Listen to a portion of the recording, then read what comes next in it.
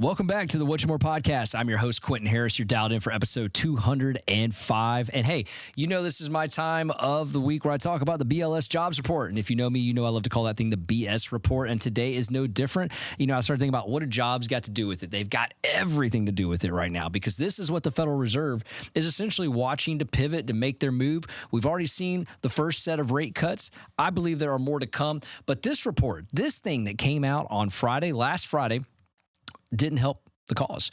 And there's a couple of things that I'm going to talk about in this episode. Number one, I'm going to talk about the change in part-time jobs, because we've harped on that a lot. I'm going to talk about native workers versus non-native workers. I'm going to talk about the rise in multiple jobs. And then finally, I'm going to talk about the unemployment number. Boy, that was something on here. And I think it's really interesting, the unemployment number. And I'm probably going to go ahead and lead with that, because if you look at the surge in jobs, according to this household survey, it gave a symbol of strength for the job report. Now, many of you may keep up with this, you may not. And if you listen to this show, you definitely see it. And on our YouTube channel, I'm going to have this graph in there for you to take a look at it, at what you're one more with the number one.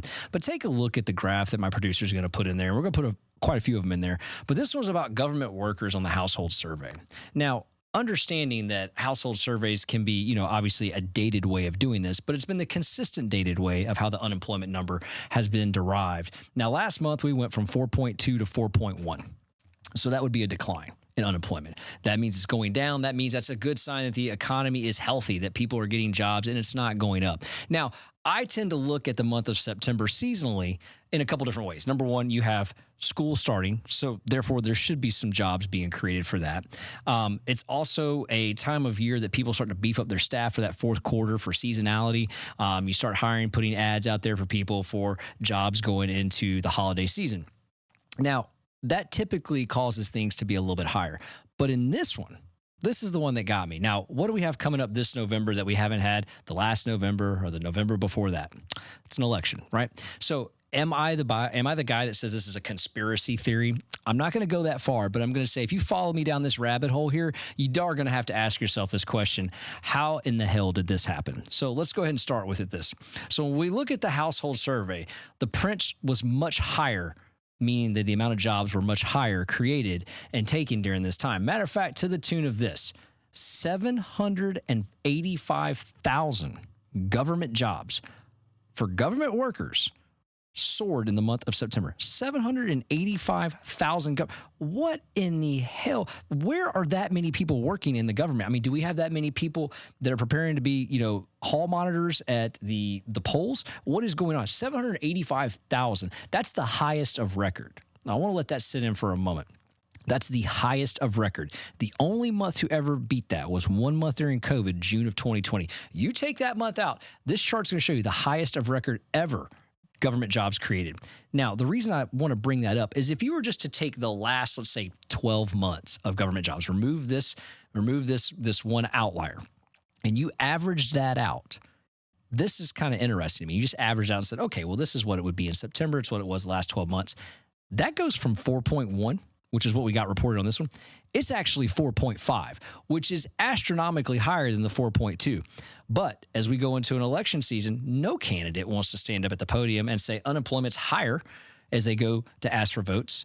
They don't want to say that. They want to say inflation's coming down, unemployment's coming down. Look at what we've done. Things are getting better. The economy's strengthening. The job market's strengthening. It's showing signs of resilience.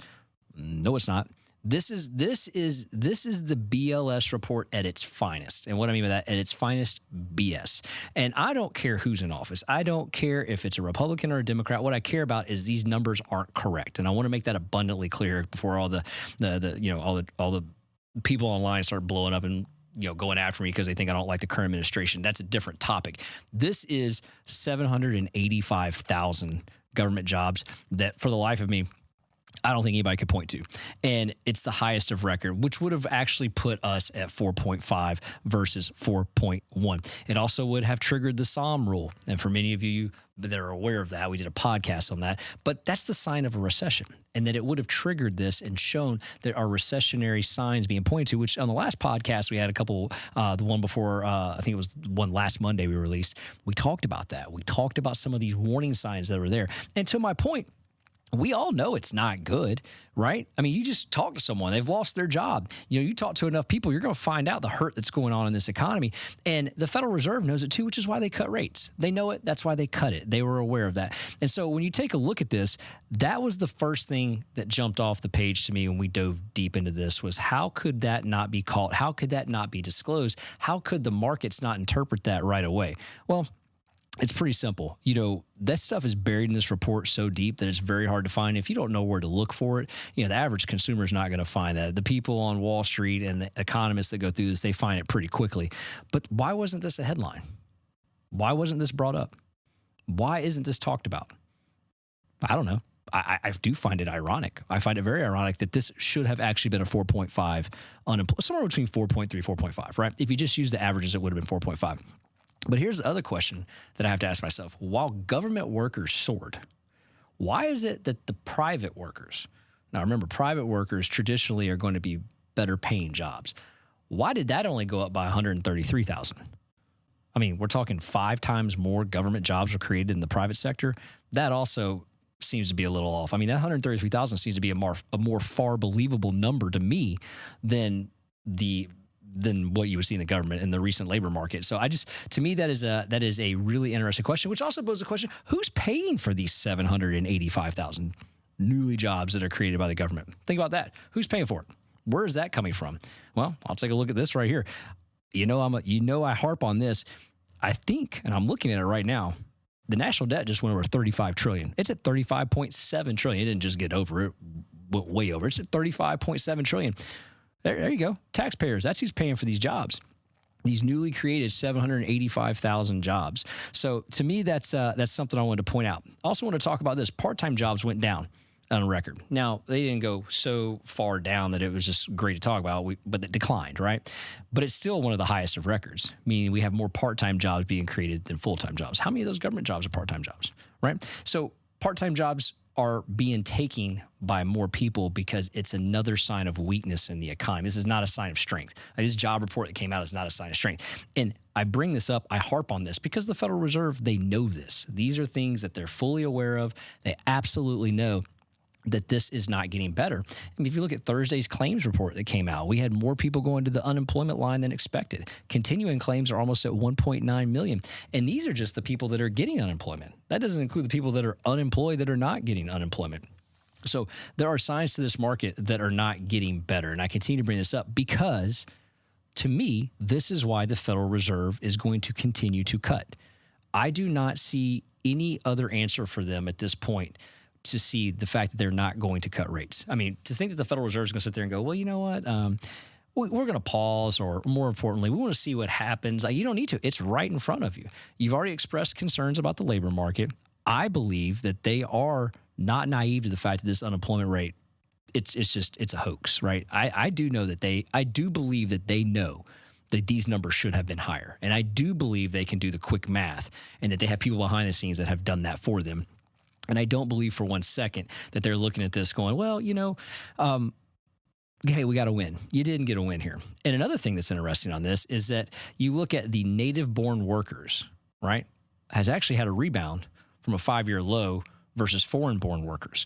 And that's, there's the reason I bring that up is because a lot of people have questioned, and even in the comments, like, hey, well, how many jobs are not being accounted for because of the foreign-born workers that are taking jobs? Well, if you look at the separation, again, I'm going to put this chart in our YouTube page as well on our channel at What's Your One More with the number 1. But you'll see that it's actually separating quite a bit. And so my point with that is that the numbers that are being accounted for in there, they're starting to get a little bit more accurate from that standpoint. However, there's this discrepancy though with the government jobs, and you could point to it for that as well in here.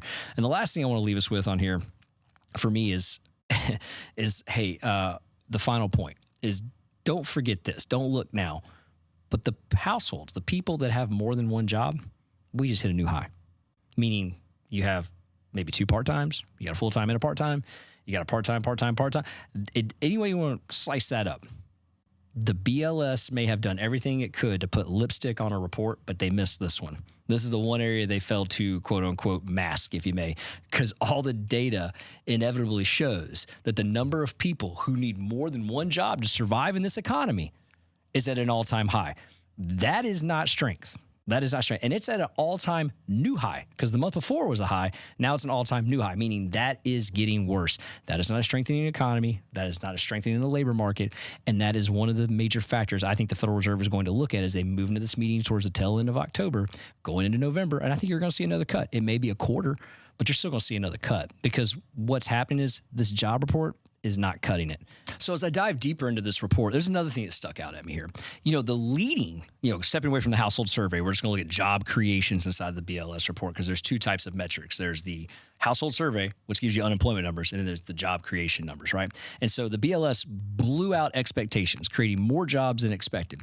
But the leading category in that was leisure and hospitality. And when I dive down into that a little bit further, the leading category is bartenders. Right. So we've got 69,000 bartenders being created. I don't know about you guys, but I mean, maybe I'm wrong. Maybe there's 69,000 bartenders in all of America, but the new creation of 69,000 bartenders, like, first of all, that's not a full-time job. Like, for the most part, those are going to be part-time jobs. Recently, when I was out at a restaurant, one thing I noticed, and I was asking the waitress, hey, listen, are you working the bar and serving at a table out in the restaurant? And she said, yeah, recently our manager has decided to move the bartenders out and have them kind of rotate back in there to where you have one bartender. No longer do you have two, and neither are permanent. We're rotating, positions, and everyone's wearing a hard hat and everyone's trying to be a multi-tool inside this restaurant. And I thought that was interesting because what I'm hearing is that, well, the manager probably downsized the staff and is trying to maximize what he has or she has available in the form of staff there to basically increase profits when costs are going up, including wages. And it's interesting to me. I didn't see them create new bartending jobs, but yet this report tells me 69,000 bartenders were created. And I know I'm harping on I guess you could say the false reporting of this report, but I mean, think about that, right? 69,000 bartending jobs. And then think about the household survey, 785,000 government jobs. Like those numbers don't add up. And the reason I kind of go on this rant is, unfortunately, those are market movers, meaning it moves the market in a negative direction. And it actually impacts homeowners, it impacts future homeowners, and it impacts people that are trying to help facilitate those transactions in the form of mortgages. And the markets will digest this, and eventually once they do, they'll go, okay, in a revision, we revised that was not a good, and that's what happens. These revisions come in a month after the false narrative is created, and then it's like, well, if that would have been there to begin with, we wouldn't have had to absorb all of this, brunt to the market per se. However, I'll go back to this comment. I think the Federal Reserve is a little smarter than that.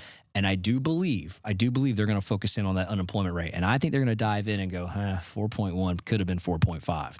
And what happens here's something that's interesting. Let's say the election's over, right? Because we're going to get another report right in the midst of this election period. Whoever wins, like, it doesn't matter who it is. Whoever wins is going to inherit a pretty dismal unemployment and labor market. That's a fact. They're going to inherit that, and it's going to be on them. It's going to be on them. And the headline is going to read, election, winner, unemployment rate, the economy does either feels a certain way about this candidate. That's what's going to happen. And so, I look at it as hey, listen, this is a false narrative, but this is more importantly a trap. It's a trap for whichever candidate wins. This is going to walk right into a pretty not good labor market. You could say softening, dismal, whatever word you want to use. It's not good. And by the way, all the naysayers, guys, hey, listen, we're keeping up with it online there. It kept saying, hey, listen, not going to see a cut for the rest of the year. You're not going to get this. You're not going to get that. This isn't a victory lap of I told you so. This is us being able to show you guys why they're doing the things they're doing, and the ability to point towards it and why it's happening. So do believe this quarter is on the rise, and I'm going to talk about that in the next episode, is why history repeats itself and the cycles of the Federal Reserve and what happens after its first cut during a duration of a rate hike and a rate pause. When we look at history, again, it's in our favor, not just for a rate cut, but for multiple rate cuts and drops in the 10-year bond, which will result in further pressure to the mortgage-backed securities and interest rates ultimately. So we're going to talk about that in the next episode. Hope you tune in. Episode 206. Tune in for what we got on there. Look forward to seeing you guys at the next episode at What's Your One More. If you like what you're hearing, share this with someone. Share with a family member. Share with a friend.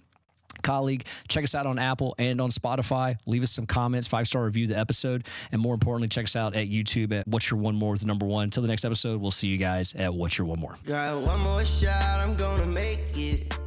One more chance, I'm gonna take it. I meant it when I said it, now it's time for me to do it. I got one life to live, so I